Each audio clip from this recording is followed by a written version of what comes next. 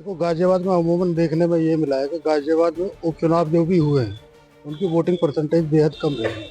गाजियाबाद का चुनाव है, सांसद जो अपने अतुल गर्ग हैं वो विधायक रहे हैं, ये 1 लाख से जीते हैं। लेकिन परिस्थितियां कभी भी बदल सकती हैं, ऐसा नहीं होता। कभी भाजपा है तो भाजपा ही रहेगी। भाजपा 2002 में भी यहाँ से गई है, 4 बार के मंत्री रहे, बालेश्वर त्यागी यहाँ पर हारे हैं। कि सबसे बड़ा मुद्दा यह है कि भाजपा और कांग्रेस से उम्मीदवार कौन आता गाजियाबाद विधानसभा सीट 56 पर चुनाव की घोषणा हो चुकी है। चुनाव का बिल्कुल बच चुका है। इलेक्शन कमीशन द्वारा चुनाव की जो डेट है वो जारी की गई है। आज गाजियाबाद डीएम द्वारा भी इस मामले में प्रेस कॉन्फ्रेंस की गई। गाजियाबाद के कुछ वरिष्ठ पत्रकार हमारे साथ हैं, उनसे बात कर लेते हैं। किस तरीके से चुनाव की तैयारी को देखते हैं। सर, नाम और पर्चा बता दीजिए। अशोक शर्मा मेरा नाम है जी। और जर्नी ऑफ सक्सेस से मैं समाचार संपादक हूँ। सर, चुनाव की घोषणा हुई है, किस तरीके से चुनाव को देखते हैं? क्या कुछ लोगों के जहन में रहेगा जब वो वोट डालने जाएंगे? देखो गाजियाबाद में अमूमन देखने में ये मिला है कि गाजियाबाद में उपचुनाव जो भी हुए हैं उनकी वोटिंग परसेंटेज बेहद कम रही है।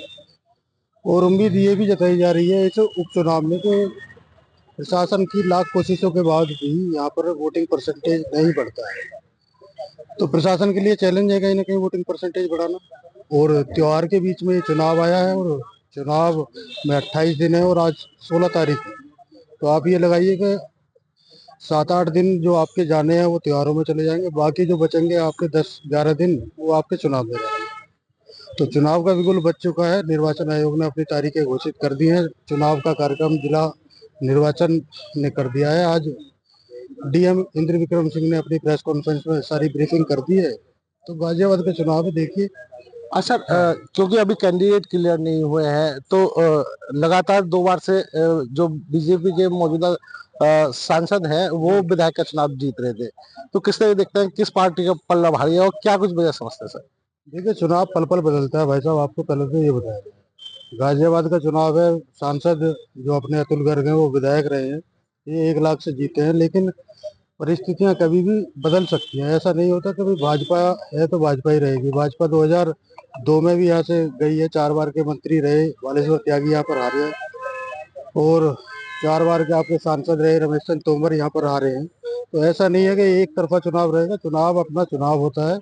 जनता का मन कहाँ किस तरीके से अपना बदल जाए, किसके पक्ष में हो जाए। तो चुनाव बड़ा इंटरेस्टिंग इस बार गाजियाबाद उपचुनाव आपको देखने को मिलेगा। और प्रत्याशियों की घोषणा अभी नहीं हुई है और बताया जा रहा है कि 23-24 के आसपास भाजपा अपने प्रत्याशी की घोषणा कर देगी।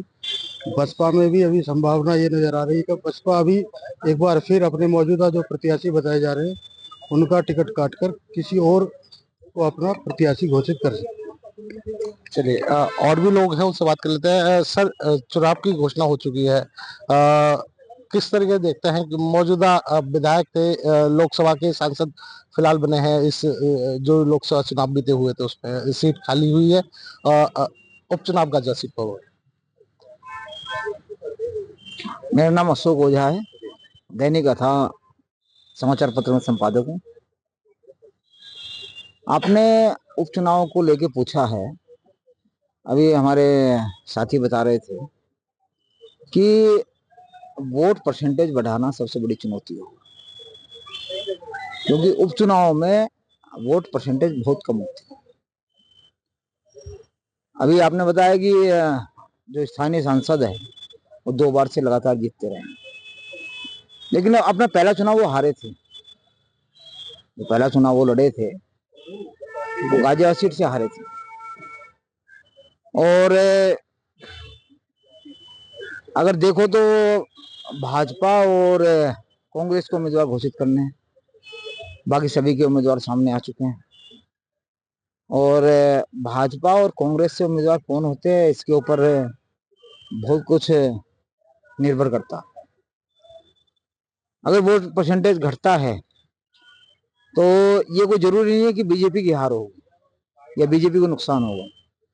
महापौर का उपचुनाव हुआ था, उसमें वोट परसेंटेज बहुत ज्यादा कम हुई थी, 18% के आसपास थी, लेकिन भाजपा भारी मतों से इस सीट पर विजयी हुई थी। तो ये कोई आवश्यक नहीं है कि वोट परसेंटेज घटना बीजेपी के लिए नुकसानदायक है। ये कैंडिडेट कौन आता है, उम्मीदवार कौन होता है कांग्रेस से और भाजपा से, ये बड़ा सवाल है। सर मुकाबला किस तरीके का रहेगा, क्या कड़ा मुकाबला नजर आ रहा है इस सीट पर?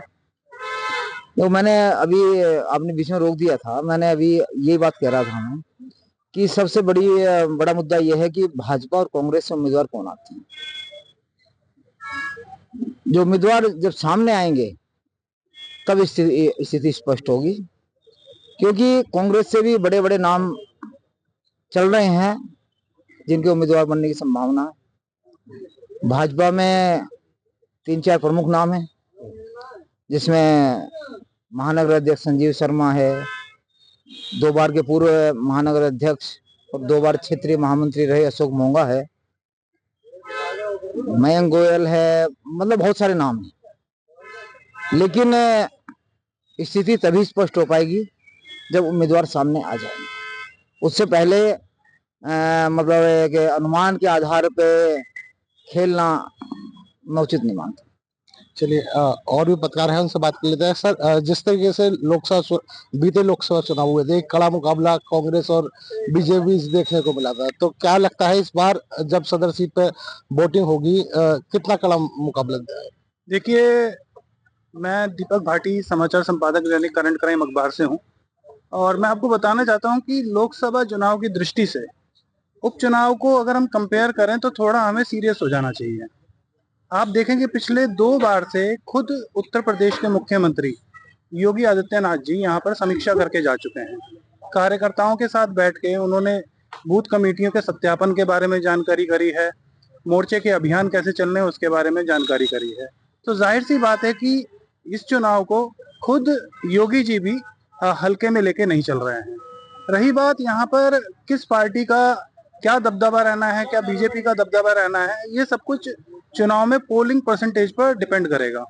यहाँ पे अभी ओझा जी ने बताया कि कम परसेंटेज जो है पहले भी हमें दिखाई दिया। 2016 में यहाँ पर मेयर का उपचुनाव हुआ था, तेलूराम काम्बोज जी मेयर थे, उनकी डेथ हो गई थी, तो उनके बिहाफ पे अशु वर्मा जी चुनाव लड़े थे। यहाँ पे मात्र 18% पोल हुआ था और शहरी वोटर जिनकी मैं बात बताऊं, कौशाम्बी, वैशाली, इंदिरापुरम, वहां से तो मात्र 3% और 4% का पोल हुआ था। ऐसे में आप अंदाजा लगा सकते हैं कि इस चुनाव को जो भी पार्टी लड़ रही है उसके लिए सबसे बड़ी चुनौती वोटर्स को घर से बाहर निकालने की है। जो वोटर्स को घर से बाहर निकालने में वो इस चुनाव को जीत जाए।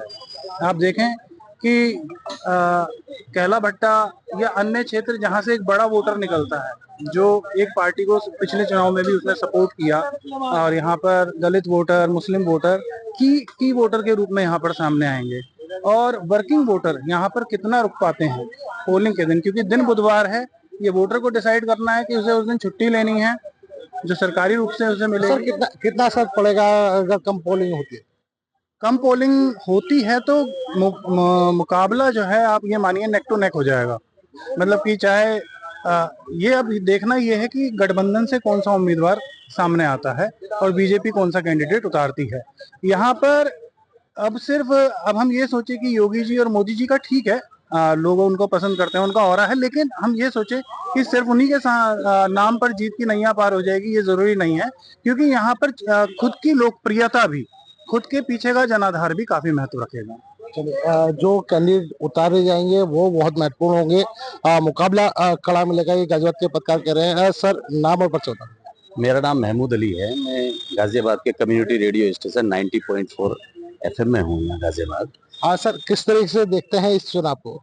देखिए, उपचुनाव की तारीखें ऐलान होने के बाद से ही जो है, हालांकि सरगर्मी तो पहले से ही चल रही थी, लेकिन उपचुनाव को इसे आप हल्के में ना लें। गाजियाबाद का जो विधानसभा 56 उपचुनाव होना है, ये गाजियाबाद की मेन सीट है। इस मेन सीट पर असर अभी आपने देखा होगा, हरियाणा चुनाव हुए हैं, हरियाणा चुनाव में कांग्रेस सरकार बनाते बनाते फिसल गई, उसका एक बहुत बड़ा मेजर इफेक्ट जो है इन उपचुनाव पे भी पड़ेगा। यूपी की 9 सीटों पे चुनाव हो रहा है, एक मिल्कीपुर वाली जो है सीट को रोक दिया गया है। तो गाजियाबाद चूंकि दिल्ली से सटा हमारा गाजियाबाद है और बॉर्डर पर है, हरियाणा चुनाव को लेकर लोगों के मन में, जहन में है कि हरियाणा में किस तरह से चुनाव हुआ है। योगी आदित्यनाथ जी लगातार गाजियाबाद को पूरी तरह से देख चुके हैं और अपनी जितनी भी जनसभाएं उन्होंने की हैं वो घंटाघर रामलीला मैदान में की, चूंकि विधानसभा 56 में वो क्षेत्र आता है। कार्यकर्ताओं से बात की, सही मेरे साथी पत्रकारों ने भी कहा कि वोट और प्रतिशत बढ़ना चाहिए। क्योंकि हमारा लाइन पार का क्षेत्र ये कहलाता है। दो क्षेत्र हमारे यहाँ मेजर है, एक THA यानी ट्रांस हिंडन जो नदी से उस तरफ है, एक लाइन पार यानी रेलवे क्रॉसिंग के दूसरी तरफ। वो अपने आप में ही एक पूरा गाजियाबाद समाता है उसमें।